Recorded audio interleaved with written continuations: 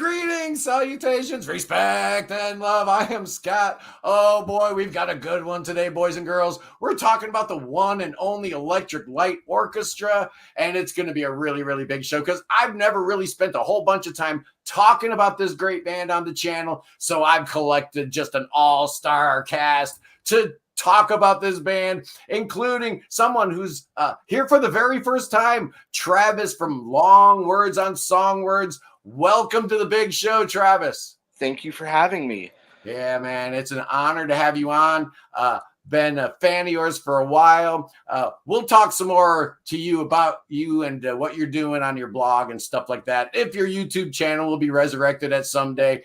But somebody that needs absolutely no introduction around these here parts, you know who it is. It's Kevin from Prog Radio. Kevin. Happy to be here. We're talking ELO today, man. Well, ELO, man. That's my favorite band's the Beatles. So if your favorite band's the Beatles, you're going to like ELO. Yeah.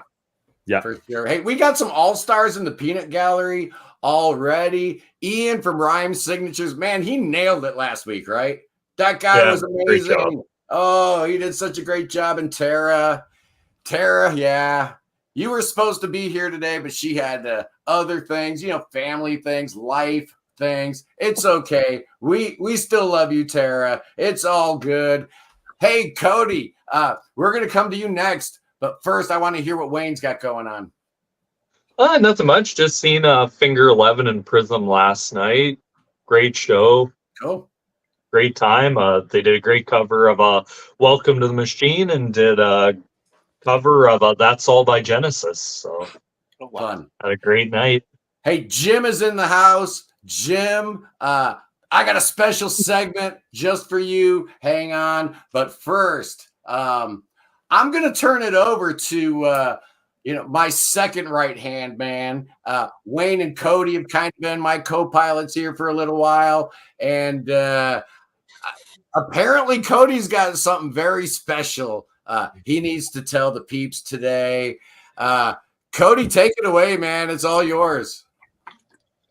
Well, I don't want to go big, and I'll show you why.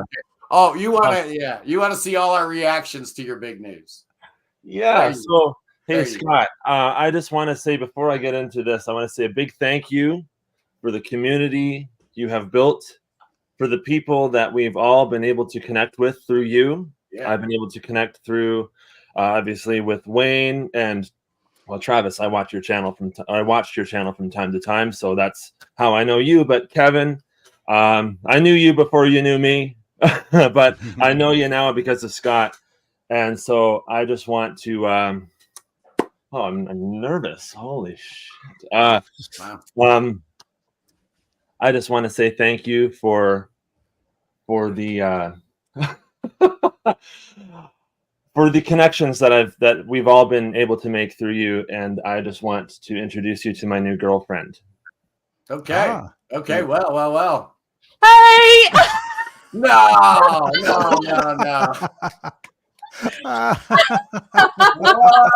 What is good? What? Yeah. I've been snookered. Yes, you have. I've been snookered. What in the world is going on? This is really good CGI stuff here. Because last time I checked, you guys lived about 4,000 miles apart. Yeah. That's about to change. Well, how much do we want to get into here? Yeah, give us an update. Whatever you want to know. We want a little deep. Okay, so spoiler alert, there's someone on this panel that knew this. Figured it out straight away. But without us saying anything. He's so smart that he read between the lines. Read between the lines, Theo. Read between the lines. Wow. This is awesome, man. This is more than I could have ever hoped for. Yeah, I nailed it. I said to Cody after one show where they were on together, after the show, I go, Cody, who's going to go meet who? I know something's going on. And so he did fess up to me. So I've known. Everyone knew. The people knew. Look at all the people in the peanut gallery are like, yeah, well, that's what I said. I go, everybody will be shocked when Tara walks in, but they won't be surprised that these two belong together. I mean, match made in heaven. I did not. Yeah, my mind blown completely. And that's why we waited. This has actually been in the works since March. Wow. And we started talking, like, aside from the live streams and stuff, we started talking when you did that Yes live stream where you ranked all the Yes songs. Yeah. That was the day we started talking. Because you were kicked off the stream, right? You had nothing to do. I was actually really sick too. 208 songs later, they were in love, boys and girls. Look what you did, Scott. This would have never happened without the Prog Corner. Incredible. Yeah, that's why I said thank you, Scott, for all the connections that we've made because of you. Making dreams come true, creating the family bonds. Boy, oh boy. I did envision creating like a community of people that were like-minded, but I never dreamed that we would be responsible for so much more. This is one of the greatest moments in my life. Thank you, Cody. Thank you, Tara. Congratulations. Wow, this is going to be an amazing stream. That's so awesome. But, I got a couple things on my mind, if you guys don't mind. I just want to talk real quick about how thankful I am that here we are, 45. This is our 45th live stream. Wayne, Cody, big part of the success of this. Kevin, of course, really helping me out. I mean, the free press I get at Prog Radio is just ridiculous. I should be paying Kevin a fortune for it, but that can be arranged. I just, I think we're at the point now where we can do whatever we want on the Prog Corner. And if every now and then a video pops up and goes viral, like I had one last week, who knew? I put that thing together, and honestly, it took me less than 90 seconds to prepare for it. And that was the No Bad Albums episode. All of a sudden, it's my third or fourth biggest episode I've ever had. So it's just been really, really great. And, we were doing the albums, like my album collection thing. And Jim, who is here? You're somewhere in the comments. I was going to put up a comment from you. He was like, man, dude, he sent me a video of like some albums he had doubles on. He sent me all of this. Check this out. This is insane, man. I didn't have Chic Your Booty. So Jim, oh man, Jim Dysted, how cool is that? I did the letter A. I need to add that one to my collection. I didn't have any Allman Brothers. Oh wow. So Enlightened Rogues. After the Fire, this was a cool album. Remember these guys? America. I did not have any America, so Jim sent me this. Oh wow. Great record. Great record. I have Elias of Sun Hillow. I have Song of Seven. I didn't have Animation. Hello. I do now. Thanks, Jim. I didn't ask for it, but he noticed I had no Beck in my collection, so blow by blow. I don't mind having that in my collection at all. And how about that one with Jan Hammer? When you said Beck, I thought you meant Change Beck, not the real Jeff Beck. Big fan of Blondie and a big fan of H.R. Geiger's artwork. Fantastic. Debbie Harry solo album. Mott the Hoople. I did not have this. Oh, all the young dudes. Didn't have the first two Supertramp albums. I'm a Peaky Boo the second. There it is. No, you can't see it. Demonetized. Yeah, exactly. And finally, how about George Harrison? Cool. Wow. Oh, Jim, you are the man. Thank you so much. That was just awesome. And finally, we did the worst #1 songs of the 70s last week. And that was just awesome, man. I had a really good time doing it. And again, it didn't take much time to actually put together. I love those kind of episodes. So I'm doing the 80s next week. That's going to be amazing. The worst #1 songs ever from the 80s. And I am making my own announcement, Cody, Tara. August is now officially Charisma Records Month. We did a Tangent Week a few weeks back. Me and Andy Tillison concocted the idea of just doing tangent material on the channel. All of August is Charisma Month. And, Airbag just put out a brand new album that's amazing. So I'll be talking about that probably before we get into August. But, oh, man, Ritual's new album, Mirror's new album, Toothmark's new album, Charisma's on fire. I'm going to dedicate all of August to one label, the mighty Charisma. It's going to be awesome. But now let's get into some Electric Light Orchestra because we're already 10 minutes in and nobody's even said the word Jeff Lynne. So, Kevin, you got graphics, so I'm going to make you big, right? Go ahead. Yeah. You make me big and I'll make me small by doing that. Nice. So ELO. I am a huge ELO fan. People may know Beatles, my favorite band of all time. Not my favorite prog band, but my favorite band, Beatles. And so if you like the Beatles, you're going to like Jeff Lynne. We always talk about the big six for prog, Pink Floyd and Genesis and Yes and King Crimson. I have kind of my big six of crossover prog. ELO, Supertramp, Alan Parsons, Styx, Moody Blues, and Asia. These are kind of your guilty pleasure bands because you can kind of listen to some great kind of pop music, but you can say, well, it's still got a prog element. So you can still feel kind of cool about it. And of the big six, ELO are the kings. They're the dominant of those six bands. So a lot to be said about ELO today. They were one of the very first concerts I ever went to. I was 14 years old. I went to a lot of concerts when I was like 13, 14. Kiss, ELO, Jethro Tull a couple of times, Elton John, you name it. My mom would drive me a half an hour to the arenas in Salt Lake because I lived in Utah. I grew up there. And she would drop me off. If you ever saw Almost Famous, how the mom drops the kid off, don't do drugs. And then he goes in, watches the concert, comes back. That was totally me. My mom would drop me off. I would then, meet her a few hours later at a certain corner. One year I saw Jethro Tull and I went to the wrong corner and it took her like a half an hour to find me. But so that was my upbringing. But one of them was ELO. Third row seats at the Terrace in Salt Lake City. The guy in front of me had really long blonde hair. And the opening act was the Elvin Bishop Group. And so this guy in front of me was so high. I mean, people who don't know about that era, you went to a concert, the whole place is going to be full of weed. And it was a very different era back then. And this guy with this blonde hair was totally high. And he would be getting into Elvin Bishop's music. And he was whipping his head and his blonde hair kept slicing me in the face. And I'm thinking, oh, please don't let this be the whole concert.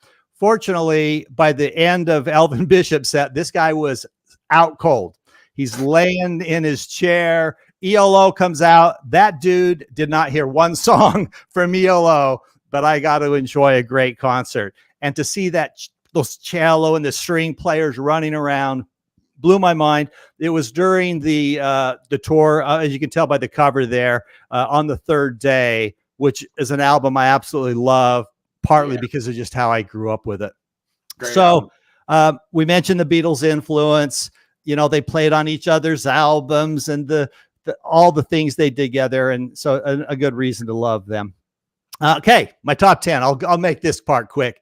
My first song, any guesses? Roll Over Beethoven. When I Was a Boy. No, I don't know. So, I mean, that's how I want to start my 10. First of all, it was technically not an ELO album. It was Jeff Lynne's ELO. He plays every instrument. He has one guy playing a shaker and a tambourine on everything else he does. And what a great song for me to start your top 10. You can just picture him as a little kid. Times are tough. He talks about we have no money, but he dreams and he plays his guitar and that's all he can think about. Tell me that wasn't a lot of kids' dreams, maybe a lot of the people on this panel right now. So I love that song for that reason. Number 9, I wanted to pick a song that came off of their later albums, because I'm sure a lot of the songs we're going to hear today are going to be those earlier albums, the more progressive albums. So I thought that, there's some sleepers on some of those later albums. And so for number 9, I went with Lonesome Lullaby from their Zoom album. Zoom's a good album. Yeah, it is a good album. George Harrison, Ringo Starr play on it. And this is a great song. Yeah. So if you're not familiar with Zoom and you're not familiar with this song, check it out. So that's my number 9. Of those later albums, Zoom, Alone in the Universe, From Out of Nowhere, I think Zoom's the keeper. Yeah, I agree. Absolutely. So that's why I was happy to sneak one on there, but that's going to be the end of it. These first 2 were later on, but then we're going to get down into the other stuff. But so number 8, I'm going to go with Ticket to the Moon from the Time album. Just a great song. Love it. I didn't do the 1 song per album. I do 2 songs off of 2 different albums, but otherwise, because I just did my songs and that's how it ended up, that most of them were on different albums. So Ticket to the Moon, love that song. Okay, for number 7, I'm going to play 3 seconds of this song. Now, don't freak out, Scott. You're not going to get demonetized. When you hear this, you'll know why. But everybody see if you can guess what song this is. That's all you get. Oh, I didn't hear anything, brother. You didn't hear it. Oh, you didn't hear it? No, we didn't hear it. My tech is suffering. Okay, well, I guess we'll skip that part. But it was the clapping part, that little clapping segment in Don't Bring Me Down. So, if you want to learn about just a great rock and roll classic pop-ish song, it's Don't Bring Me Down. It's the kind of song you want to end your shows with. And so that's number 7 for me. Number 6. And what's a groose anyway? Oh yeah, that's a What is a groose? He just put that in. You know how artists, when they're writing lyrics, they'll just come up with words that fit. Like studio. Yeah, so he put that in there, and it kind of worked, and he left it there. Some people think he's saying Bruce, but he's saying Groose, and it means nothing. But that's how it's ended up in there. The official sheet music says Groose, so yeah, we're going with Thank you, Travis. Yep. Number 6, Twilight, just a great song with lush, intricate things. And again, it's a pop song. It's a catchy song. It's a great song. And that's what ELO does. They take interesting orchestra and symphonic elements and they make us all tap our foot to it, So that's my number 6. Let's see. Number 5 is Story Time. The Diary of Horace Wimp. Great little story. Very, very Beatles-esque. I mean, Maxwell Silver Hammer kind of a vibe to it. Certainly Sgt. Pepper's vibe to it. But that's a fun, great little song. A lot of people don't notice this, but if it always starts with, Horace Wimp, this is your life. Go out and find a wife. Right. And then at the very end, it goes, Horace Wimp, this is your wife. Go out and find a life. And I always love that part. It has the days of the week, Monday, Tuesday, Wednesday. Which day do they skip? Who Sunday. Knows? Mm-hmm. Saturday they skip. Saturday because the football game's on. Yeah. so just musically, they could only have 6 days. So they jump over Saturday and go to Sunday, and then they loop it around. So fun song. Love it. Very ELO. Number 4. Now we get into like legit proggy early ELO, and that's the 10538 Overture. Roy Wood came up with that number because Lynn was writing the song, and he goes, I need a number for this overture. So Roy Wood came up with that, and it just it means nothing, but that's what they went with, and that's what they stuck with. But again, and this album, absolutely love it. Every song on it I love, and it means a lot to me just because it was the first album I really got exposed to with ELO, and then again saw him in concert. So that's a good one. Number 3, again, same album, Ocean Breakup, King of the Universe. Great song. Like, you just take that whole album and stick it on here. Okay, and then number 2 and 1, I kind of went back and forth on. I originally had my number 2 at number 1, but then I put them all in a playlist and I listened to it to see if it made sense. And I go, no, this number one's got to be number one. So I bumped my number one to number two, but it probably is my favorite ELO song. And it's the little intro, El Dorado Overture, and then Can't Get It Out of My Head. Yeah, man, I love that song. That's probably my favorite ELO song. But when you see my number one, you'll understand why. Like, no, that's just like so good. So let's move on to number one. Had to be for me. And that's the Concerto for a Rainy Day, which is Stand in the Rain, Big Will, Summer of Lightning, and Mr. Blue Sky. And just 20 minutes, just perfect. And who wouldn't want to have Mr. Blue Sky credited to them? Everybody knows that song. Everybody loves that song. You can't find anybody from any generation that song won't put a smile on their face. And so, you know, that's got to be a song. I know Jeff Lynne, when he was asked, what are your favorite songs? That was one he would always mention that he was very proud of, and rightfully so. So that's my number one. I did have some quick honorable mentions, so I'll just show them there. Telephone Line, sure. Living Thing, Do Ya, Secret Messages, Mr. Kingdom, and the whole On the Third Day album, and probably the whole Out of the Blue album. Those two albums, you know, all those first albums are great. But so there you go. There's my top 10. There you go. You know, I would contend that everything up through Time is great. Yes, absolutely. I just going back through this discography just reminded me how much I like this band and got me wondering why I really never talk about ELO on the channel. So many great albums, so many great songs. Travis, what's your connection with ELO? Do you like this band? Do you hate this band? I'm going to keep you small because the people want to see Cody and Tara together. So. All right. Yeah. No offense, your beard is absolutely magnificent, but the people want to see the Lovebirds. Well, for me, ELO, I mean, in this day and age, I've progressed through so many different types of music and bands that I've grown to love. But what ELO represents for me was when I was like a child, like single-digit ages, and I couldn't tell you one end of a guitar from another. They were more or less my introduction to the idea of music as something that was aspirational for me. And even to the point where their albums were, in so many ways, my introduction to many of the foundations of prog rock today. For instance, I need to take a little bit of time to gush about this record, Time, because it was my introduction to the very notion that you could tell a story through lyrics. That was a novel concept to me as like an 8-9-year-old, that you could put a record on and it wasn't just, you know, a collection of random songs, but that the album told a story. And that was my introduction to the concept album. And for that reason, Time, to this day, remains one of my favorite albums of all time.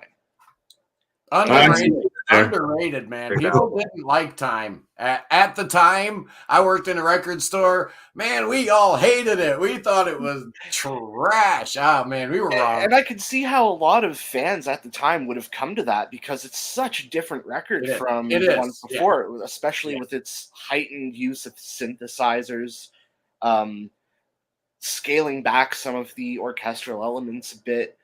And I mean, at the time, I had also been listening to, you know, other albums of theirs, like, you know, the previous one, Discovery, which I think it's an underrated record. You know, a lot of people also gave that one kind of a bad rap for the, well, you know, disco very. But also, you know, they're classics like Face the Music. So, you know, I had a bit of an idea of ELO's music already at a young age, and just kind of continuing on, like, once I started getting into more like metal stuff, more you know, deeper progressive rock like Yes and Genesis and stuff like that. But the whole idea of ELO to me is this sort of pop rock band that still makes very sophisticated music, with arguably one of the greatest songwriters of modern times with Jeff Lynne. Yeah. There's a reason why ELO has remained such an important band to this day, to the point where we still hear songs of theirs in movie soundtracks. I mean, particularly Mr. Blue Sky. That's a song that's going to live forever. Yeah. So, yeah, ELO, they're one of those bands that a lot of people, like even Scott, when we started this video, we were saying, he never really talked much about this band. Mm-hmm. People don't really talk a lot about ELO, but everybody kind of knows ELO. Everybody knows the band. Even tangentially, everybody knows them. Even Larry Graves, the great Canadian stud muffin. Oh, we love you, Larry. You are the absolute best. So, I guess might as well get into my top 10 songs of theirs. I kind of just picked these out in the last few minutes because I didn't really think of a top 10 before we got into this. But I have absolutely no rules about picking songs from the same album. Most of these are actually from the same 2 or 3 records. I'm going to do this in sort of discography chronological order, more or less. So I'm going to start with the early stuff. I got to talk about Kuaima. I think that's how you pronounce it. Yeah. The longest song. Kuaima. Oh, yeah, there you go. Yeah. And that's showing a band already kind of just starting off out the gate, going full ambition.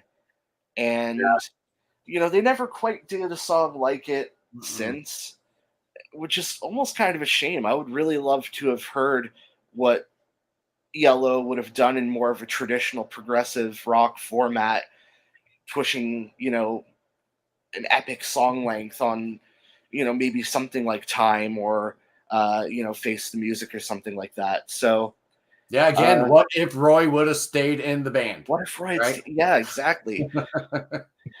And I saw a comment pop up not too long ago, and I feel like I'm about to satisfy someone here because the next song on my top 10 list is not actually an ELO song.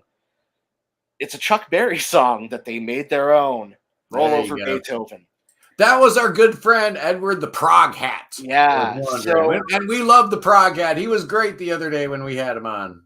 I absolutely love this cover because ELO took a perfectly serviceable, rock and roll Chuck Berry tune and then just put their stamp all over it, bringing in Beethoven's Fifth all over it and extending it to 8 minutes long.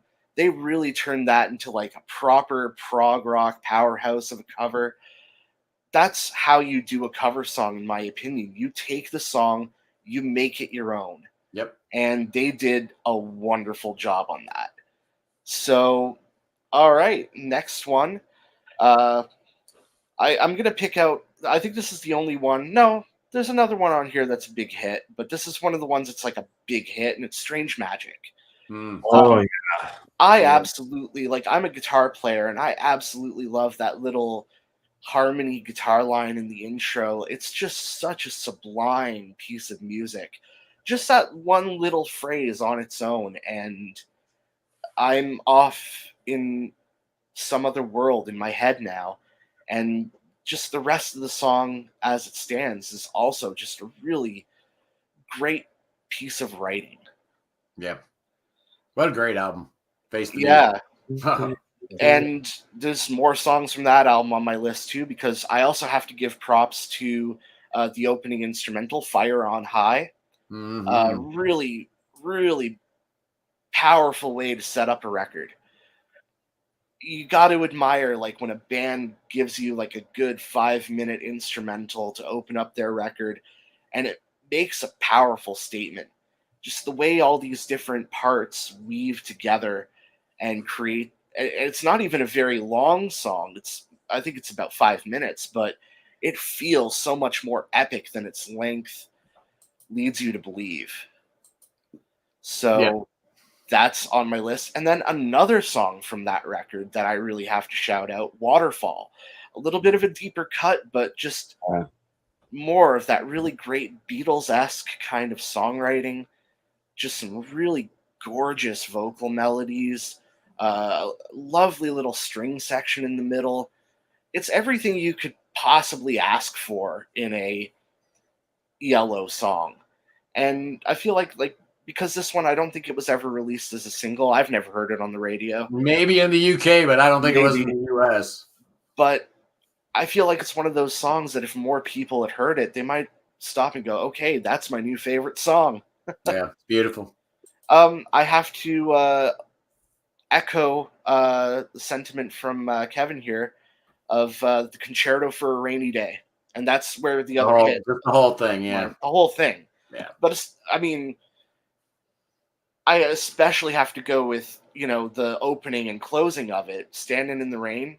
Just a really great, I would never really qualify anything by ELO as being heavy in a heavy metal kind of sense, but Standing in the Rain is actually kind of a heavy tune. Yeah.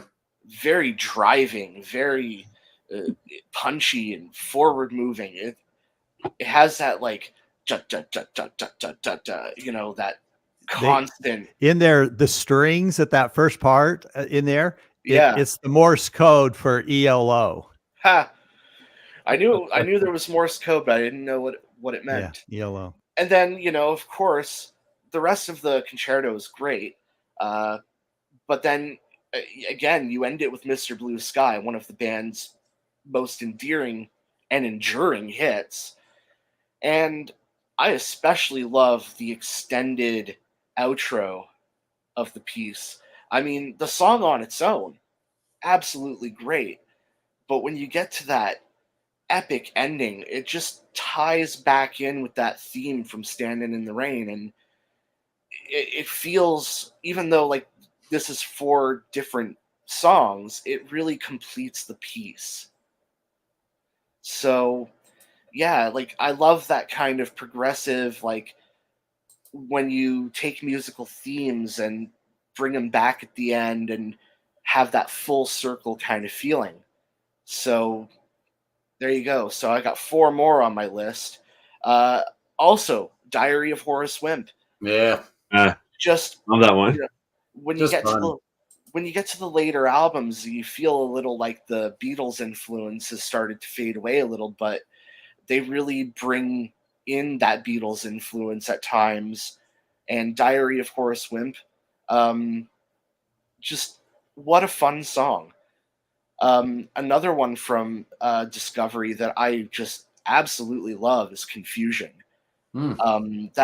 That synthesizer opening, I'm not much of a keyboardist, but it's one of the few things I can actually play on a keyboard pretty convincingly. And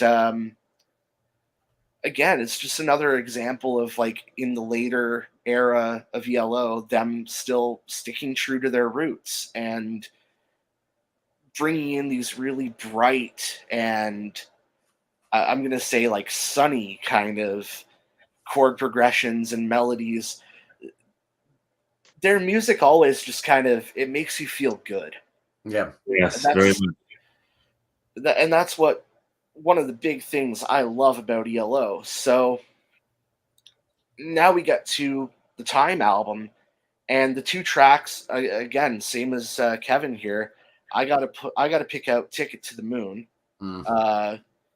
Just really beautiful, sad song for them. A rare kind of sad song. I find they don't they do a lot of sad songs, but they don't really do them really sad. It's a lot of their stuff is very major key. But this one is just a proper D minor, the saddest of all keys, as we know, and just beautiful piano arpeggios and then Twilight.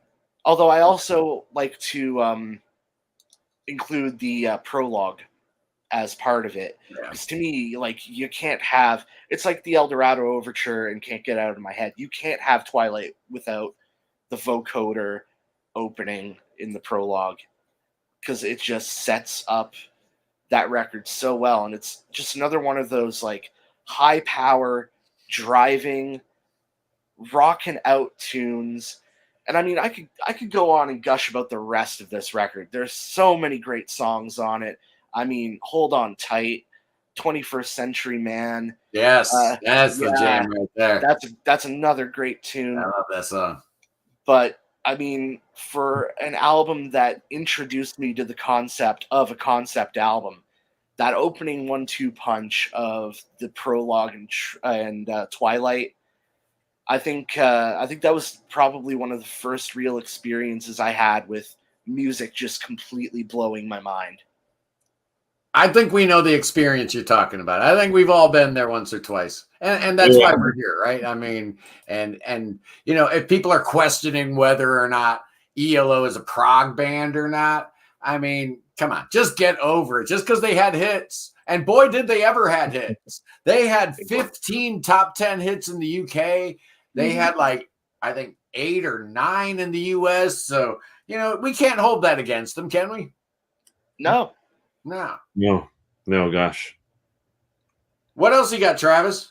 That's actually pretty much it. That's my top 10 songs. Because I've got, hot off the press, I've got a list from Scott Davis, a.k.a. the man from Mythologic. He's got his top 10 list. I'm going to rattle it off. No, I do have a record of theirs. There you go, the greatest hits. Yeah, it's kind of, but it's like an early one. It's all from their first couple records. Yeah. And I don't know. I did some research on this record because I wasn't familiar with it. And it's not a rare one or anything. It's just a weird release. It's a great little release. Yeah. It is. I mean, it's got some of their weirder prog stuff on it, but then you've got Showdown, Evil Woman, Can't Get Out of My Head, Strange Magic. It's like you got one side that has Quiyama and I always have to look at the name. 10-5-38 Overture. Yeah, exactly. Yeah.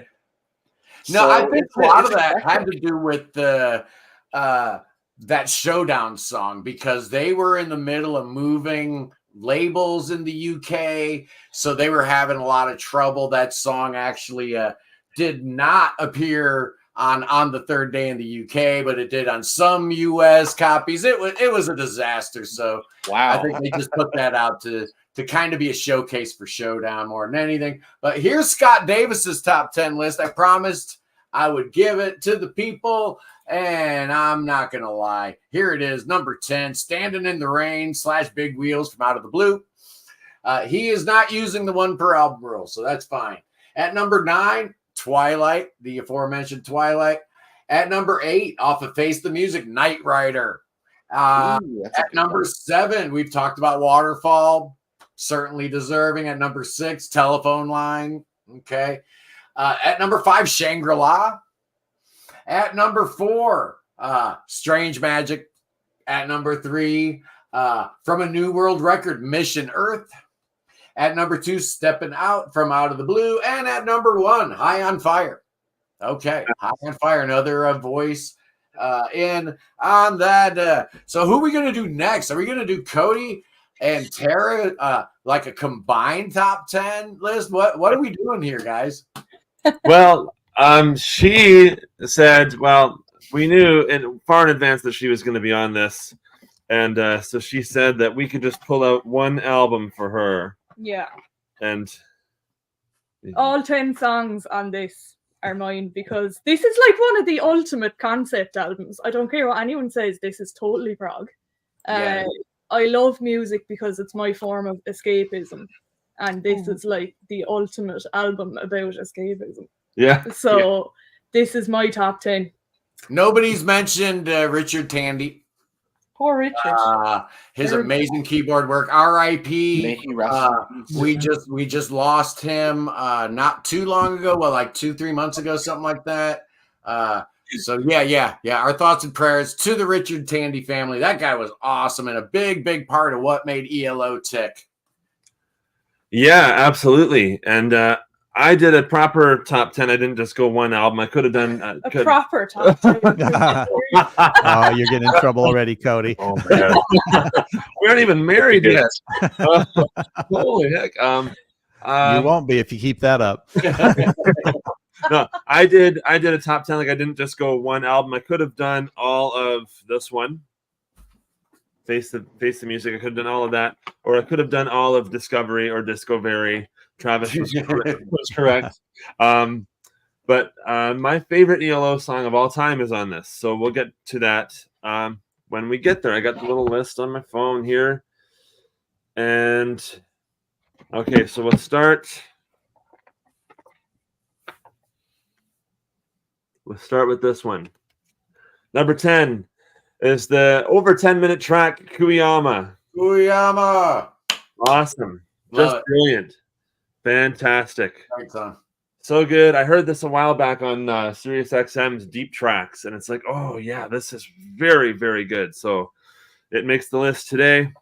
And next up is the opening instrumental track from this wonderful record. I got to give a twofer for this one. I'm going to do Fire on High and Waterfalls because both those songs are absolutely brilliant. Face the Music is just this awesome instrumental track. Travis covered it already, but High on Fire, great stuff. And it's a great way to lead off the album. It really sets you up for what's coming. And then Waterfall takes you on a totally other left turn. So pretty cool. Next up is I didn't do the whole concerto, but I did pick out Mr. Blue Sky. Yeah. Hard to ignore. Yeah. I love it. Yeah, it's a great song. It's one of those songs where hey, Scott just figured it out, guys. Get the down. Yeah. What's up, Scott? Yeah, this is an official thing. So we are officially boyfriend and girlfriend. A thing. Yeah, this is a real deal. All right, next up is The Diary of Horace Wimp from Discovery. Yeah. Fantastic song, and like the way it goes through the days of the week it's a pretty funny, quirky song. Horace Wimp, this is your life. Great. Great. And this box set is really cool. I got to give a shout out to this because it's like the gatefold, like little mini vinyl versions of every single album they ever did. Really cool. Next up is I think we're going back to this one.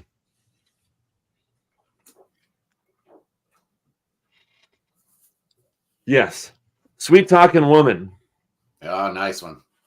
Yeah, I loved him, and just seeing him play. He played most of these songs actually when I saw him back in 2019, and he was just fantastic. Sorry if I seem a little bit different today. This is just a different scenario here. So we love it. This is awesome. Yeah, Sweet Talking Woman, great tune. You gotta slow down. Next up, we're going back to Face the Music from one of my absolute favorite songs is Strange Magic. Yeah, like Travis said, that intro with the guitar, that do going into that song, it just totally sets you up for just a totally gorgeous song. And I love the background vocals in that where they go la la la la la la la la, just beautiful. And Jeff Lynne is absolutely one of my favorite songwriters. He is just fantastic. So how did the Peanut Gallery go off onto an apples and stereo tangent? Do we hear ELO all that much in the apples and stereo? I think we do. That's a good call, people. I love it. And Cody, yeah, love each. We both don't like that record very much. So we like all the ones before it, though, including Works, maybe. Yeah, hello. Yeah, it gets a pass. I told them when they came on, they should have all their Porcupine Tree albums around them. And then they would say, Cody and Tara, listen to Porcupine Tree, KISSING. Hey, Kevin, didn't do that. That's what you got your AI for. I think we'll create that. Set up. So next up for me is it's definitely one of their biggest hits, but I didn't have any qualms about pulling hits. Usually I'm pulling deep cuts here and left, right, and center, right? But again, I have connections to some of these songs, and seeing them play these live was just a real cool experience. And so Shine a Little Love. It's a very, sorry, I keep holding it up. I should hold it over here. You're out of sync, man. Shine a Little Love. You shine a little light on my life.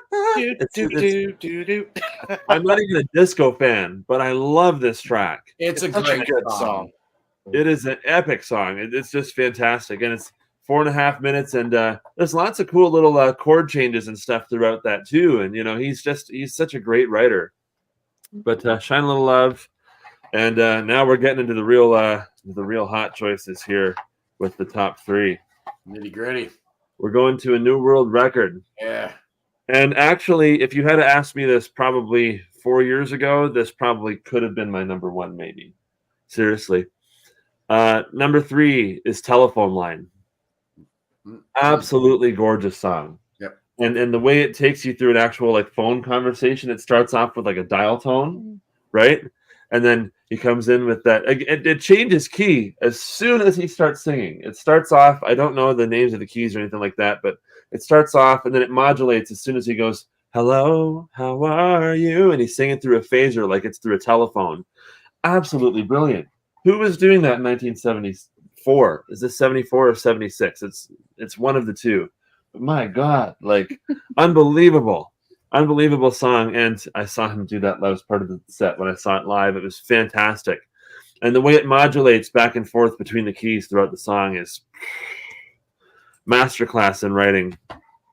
And the next one, where's my prop? At least I was prepared. Oh gosh, yeah, one album. It's gonna be a showdown. That's the one that Kevin would have seen in concert in 1974. Is that right, Kevin? Yep. Showdown. What a fantastic song. Absolutely brilliant. And I hadn't heard it in so long. I was listening to the radio the other day and that came on. I was like, I love this track. It's one of those where you don't hear them for so long and it just comes on again. It's like, this was one of these bands where it just comes on. It's like, man, I forgot how good this is, but it's just so amazing. It is such a perfect song. And okay, so we're going to El Dorado for my number 1. It was Kevin's number 2. My number 1 ELO song is Can't Get It Out of My Head. Fantastic. Just a beautiful, beautiful track. Just totally wonderful. And that chorus, and I can't get it out of my head. Oh no. Gorgeous. It's like when you can't help but realize that when you listen to songs of his, he was definitely taking his own inspiration out of the Lennon-McCartney songbook, with a lot of the way he chooses to dress up the melodies and just choices of notes and things like that. And even sometimes the way he sings is a little close, but it never feels derivative. It's always like I can hear the influence, but it's totally his own thing. And so that is my top 10. Kuyama, Fire on High, Mr. Blue Sky, The Diary of Horace Wimp, Sweet Talking Woman, Strange Magic, Shine a Little Love, Telephone Line, Showdown, Can't Get It Out of My Head, and boom, there's a greatest hits album. Yeah. Bam. That is a greatest hits album, if ever there was one.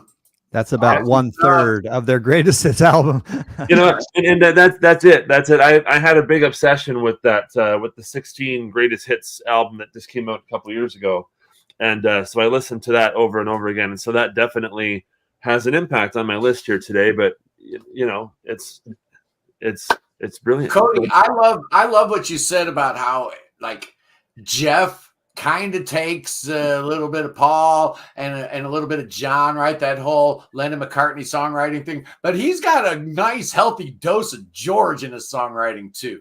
And that obviously, became evidence with them working together on, several projects, but it was always there, man. It was always there. And that's what I love about their early stuff. And I love how they were able to morph into something different, but still really interesting. Then they changed again and just got more and more popular all the time. Just an amazing thing. You're right, actually, but the George, it was so there that he went and formed a band with him. Yeah, you could probably do a whole nother top 10 of things he produced. Yeah, because so much great music that he was involved with. For Number 1 for me, Flaming Pie. Oh yeah. Flaming Pie. There you go. Okay. Yeah. I thought about that. Good call. Yeah. Good call. Hey, it's Wayne's turn, all the way from Alberta. Oh man, it's still morning in Alberta. You're so far west. What's going on? It's not morning yet. Yeah, it is. Yeah, it's still morning. Oh man. That's just crazy talk. What's going For on? about another 10 minutes. Yeah. Talk to me about ELO. What does ELO mean to you? Why do you care? Why are we even here today? They're a band I didn't discover till about a couple years ago, and would listen to a song here and there through doing reactions. And they're a band that always really interested me. Like, there's songs I heard, and as I was listening to it, like through the headphones and that, as soon as he was singing, I'm like, I feel like I've heard this before by the Beatles. Yeah. And there's certain sections, and I'm like, so then started discovering them more. But over the last 3 weeks, I've really, for the first time, took a really deep dive into ELO since we announced we were going to do this episode. So mine's probably going to be completely different. I know it's a shock to people than probably most people who are really familiar with them. But here's my top 10. I'm scared. Number 10, Battle of Marston Moor from the debut album. Yeah. Okay. Absolutely love that track. That's a left field choice. Yeah. And leave it to Wayne. He always comes up with one or two every week. Number 9 for me, I am probably one of the very few ELO fans that really love this record. Secret Messages. Great song. Danger Ahead. Yeah. Love that song. That title track is excellent too. Yeah. Like that was their whole response to the whole satanic panic in the US around the early 80s, and people saying, oh, ELO's throwing satanic messages in their songs, and Jeff Lynne just kind of like, hey, I'll just lean into it. Here you go. Yeah. Oh, wow. Number 9 for me, I kind of did do the one per album rule. From the album Balance of Power, Calling America. Like, it is a great pop tune. One thing about ELO that I find going through this is they had this kind of adventurism in their music, but they also knew how to write and stay current with great pop songs. And Calling America is just one of those where I'm like, it's a good song. Like, number 7, Turn to Stone. Yeah. Ah. Is that the first The opening track? That on their list? Really? Okay. Amy had it in the comments. She mentioned it. I had it because they said all of Out of the Blue. There you go. There you go. You're right. Yeah. Number 6, Poker. No, Poker. Just a really great driving rock riff. And as you're listening to it, and it just goes into areas you wouldn't expect it to go. But that's the great thing about ELO, is you could think one thing, and then all of a sudden they're going off into a whole nother dimension. Number 4, Ticket to the Moon. Yeah. From Time. Great song. Like, that's one album where I'm like, I wish I would have listened to this album earlier, because everything on it is fantastic. Let's see. Where are you at? Number 3? Number 3, Kuyama from ELO 2. Just a great prog song. Yeah, it's one of those where I listen to it and I'm like, yeah, this is a damn good song. This has to be in my top 3. Yeah. Like, I just kept listening to it over and over and over again. If you don't think they're prog, that's a decent song to listen to maybe change a mind or two. Yeah. Yeah. Number 2 for me, Mr. Kingdom from Eldorado. Just one of those great songs. Another song from that album I might have chose would have been Laredo Tornado. Another good song. But that leaves number 1 for me, from New World Record, Shangri-La. Okay. Love that song. Nice. Well, you threw a couple weird tracks in there, and I knew you would. You're always good for that. And you know that some of those early ELO records really had some interesting stuff. And you know, we were talking about trying to convince somebody if ELO is a prog band or not. And Kiwiyama is definitely the one I'd go to. But you would think that being the prog guy, when I picked my top 10 ELO tracks, you would think that I would be thinking similarly, like what's the proggiest thing? Or so I put the 1 per album rule into effect merely because they got so many great albums that I can. So I did. I actually missed one, Scott. I'm one behind. No way. So what number did you miss? Oh man, you didn't miss number 1. You got your number did 1. Miss number 1, but somewhere in there, Don't Bring Me Down. My other. Okay. Love that song. Great pop song. It's one of those where you can ask anybody, they're not an ELO fan, they've heard that song at least once. And that's the thing about this band, you know. It's a band that everybody knows, but nobody really talks about all that much. And when I put this thing together, I just decided I would put, my favorite song on each album that I was listening to. I was going to put one off of Xanadu, but I realized I don't think I like any of those songs, actually. So that was their highest charting song. Was Xanadu was the only one that went to number 1. Xanadu Don't Bring Me Down made my list, 3 or 4. Since only side 2 of that abomination is ELO, I skipped it. So I've got 1 off of each of their first 10 proper albums. At number 10, I'm going with Roll Over Beethoven.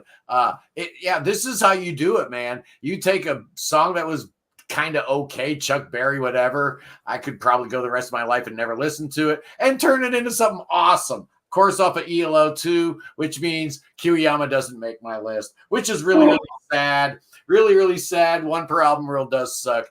This song hit number 6 in the UK charts. It was not released in the US at the time. At number 9, I'm going to the Time album from 1981. Oh, we're spoiled for choice. What a great album. How wrong was I about Time? Man, I hated this album when it first came out. I absolutely did. I thought it was terrible. I was wrong. I was dead wrong. I'm going with Twilight. Yeah, it wasn't a big hit in the US. It only hit number 38, but such a beautiful track. Such a great album. At number 8, few people had it on their list, and why not? It's Showdown off on the 3rd day, at least in the US. It wasn't on the UK version. They were leaving Harvest. They were trying to get a new deal. So this song did chart in the UK, hit number 12. What a fun song. What a great song.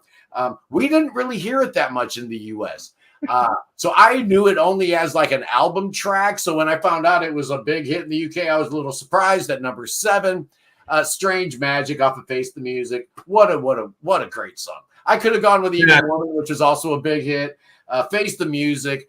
Fantastic album. The whole thing's just great. 1975.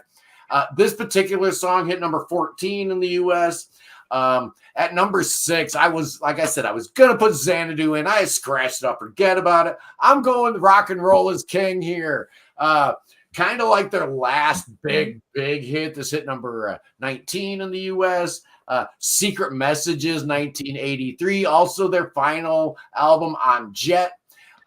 Which was kind of their home, right? They built the label with their manager, and right, even Roy was still on the label with Wizard and stuff like that. So everything changed after Secret Messages. But Rock and Roll is King is a fun song, even though Billy Joel kind of beat him to the punch 3 years earlier with It's Only Rock and Roll, but that's a whole nother issue. At number 5, I'm going with Horace Wimp. You guys are dead right. What a great song. It was actually released as a single in the UK, oddly enough, hit number 8. I was going to go with Shine a Little Love, which was also off Discovery. That also hit number 8, but in the U.S. Disco ELO wasn't that bad, man. Discovery's not a bad album. 1979, there's a lot of bad music going on.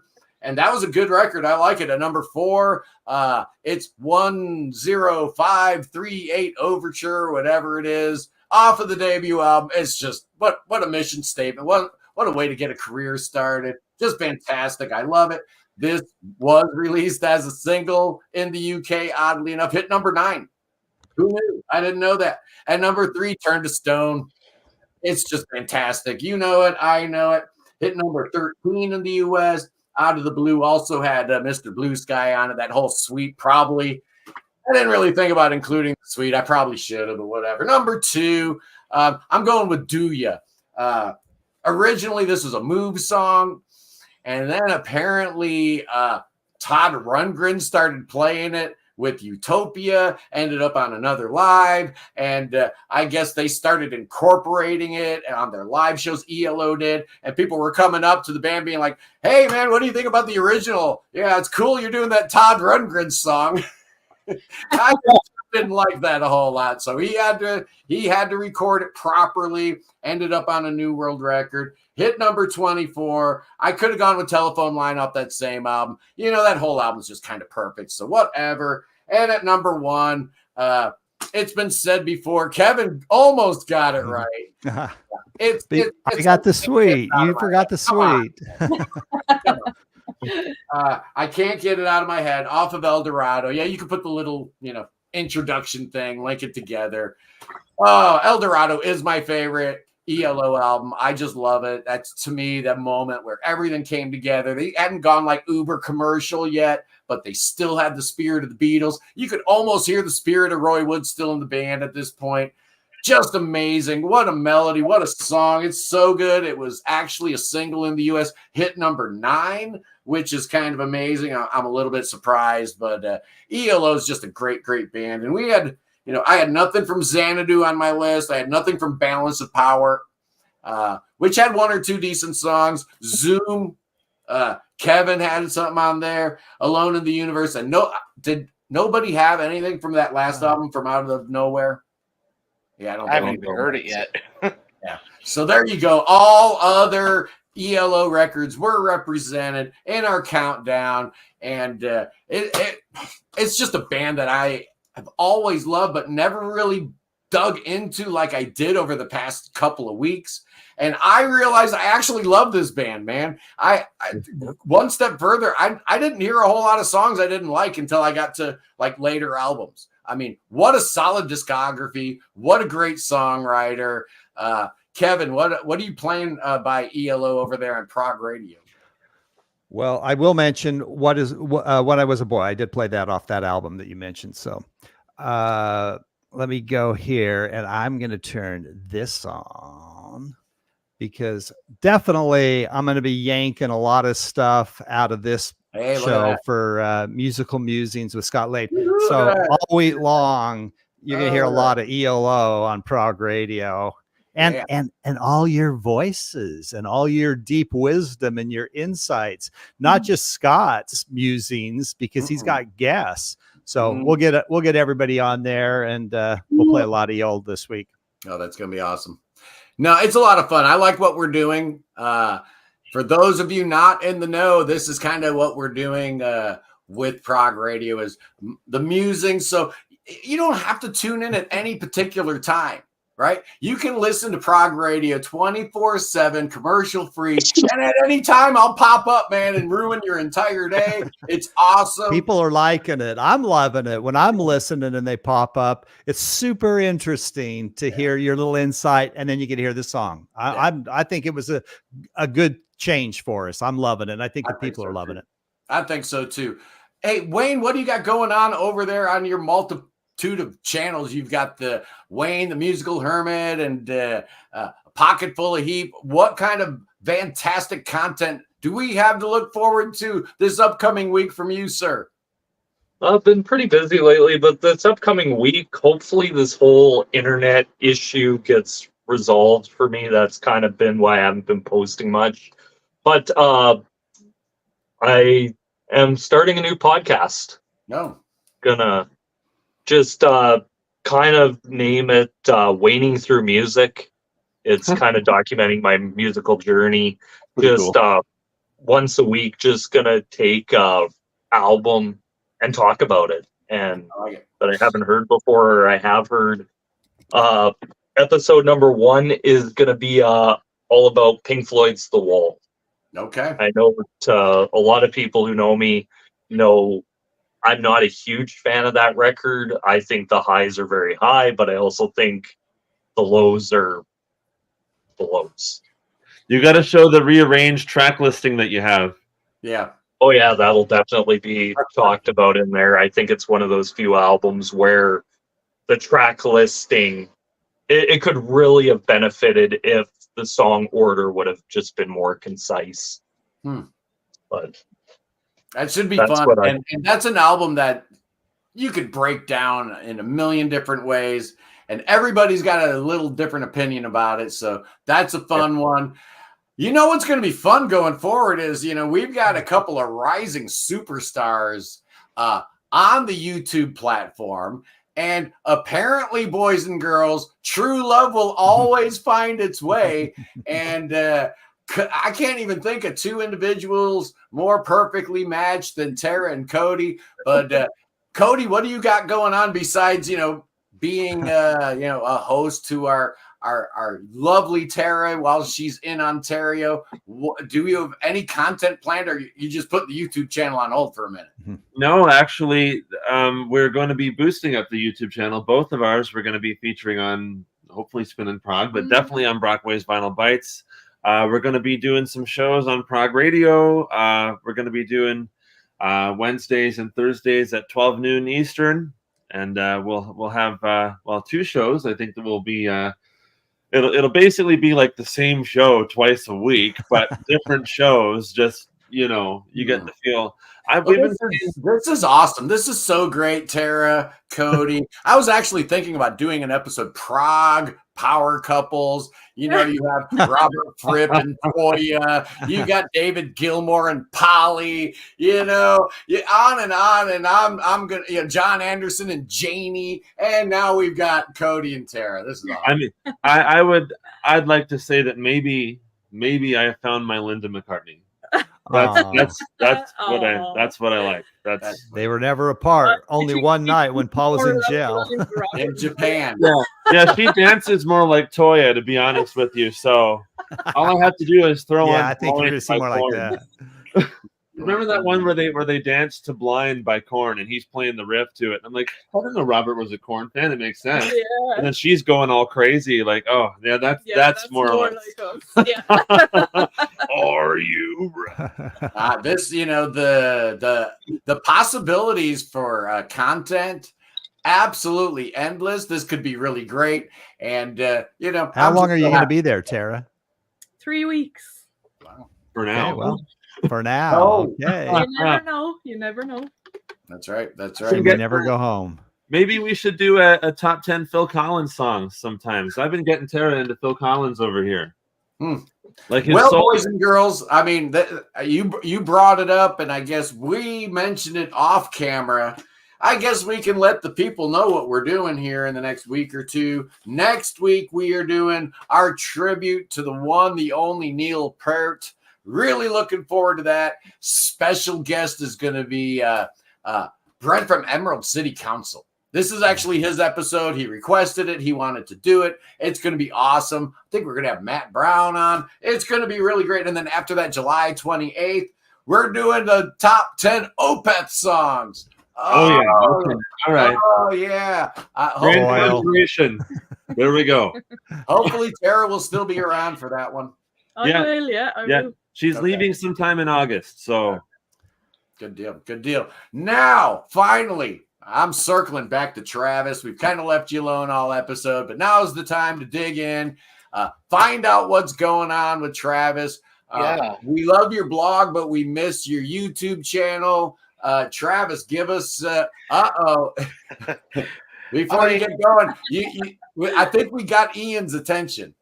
Yeah, he better be coming back for Opeth. We want him back for Opeth for sure. Ian, are you in for Opeth July 28th? Please Ian, answer in the comments. Let's do this together, bud. Let's do this together, bud. So for me, I am the new face here. So for those who don't know, I'm Travis Lausch, and I have a blog called Long Words on Songwords. It's a new blog. I only have a few reviews and articles posted so far, and rather sporadically, but I do plan some more content in the future. For those who maybe don't know what I'm all about, I used to write album reviews for ultimateguitar.com. And as Scott mentioned, I had a YouTube channel where I was doing music reviews and other music content as well. That's been fairly inactive for the last year. I don't know if I'm going to bring it back, but I know a lot of people did really enjoy some of the content that I was sharing there. So, let's see. Maybe I will try to do something in the near future with the channel. There you go. We shall see. Keep us posted. Yeah, we've got Ian booked for the Opeth show. So does that mean you're in, Travis, or no? We'll see, but I'd love to, because Opeth is fantastic. Man, we love Opeth. And, I'm on the record as, being the clean vocal guy, but I have been listening to Still Life and Blackwater Park. And yes, I have been. I like musically, I'm still not I don't think I'll ever love it, but, I can deal with it now. As long as musically there's something interesting going on to keep all my neurons firing. Coil. They got some good songs. There's something about driving down a back road in the middle of the night, listening to the title track to Blackwater Park at full volume in the truck. Something about it. I don't know. It's.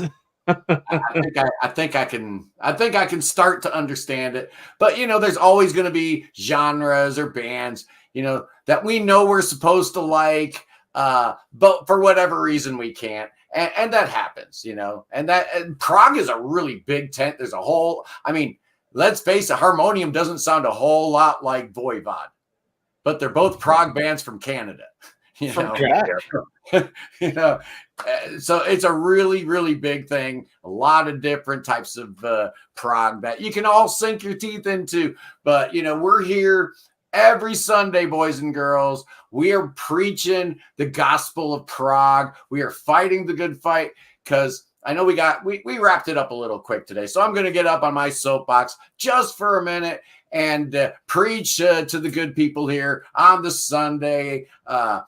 Every Sunday we're here and we talk about the stuff that really, really matters in life, right? We talk about music. We talk about how music makes us feel and how music can make the world a better place. It's constructive stuff. So yeah, we are a safe space, boys and girls. You can come here every Sunday and you don't have to worry about, what awful political news you might have read about as you were death scrolling through.